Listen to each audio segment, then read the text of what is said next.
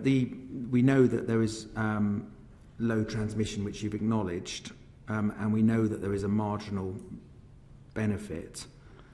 Can I correct you, Chair? We did not say that. I have not. We did not say that. Not, absolutely, no. That is not true. There is definitely substantial transmission happening in this age group. In fact, the age group we're talking about is the one in which the highest rate of transmission is currently occurring, as far as we can tell. But the JCVI data said the committee is... Of course, you're not comparing a child being vaccinated against nothing happening. You're comparing a child being vaccinated against a near certainty that child will get COVID. So that's the correct comparison, not against nothing.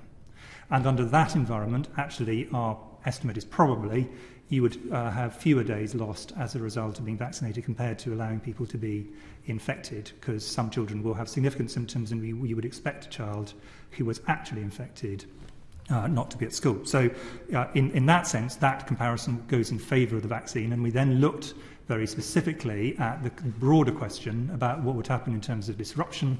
There is some modelling which is online, and we've put links to it online.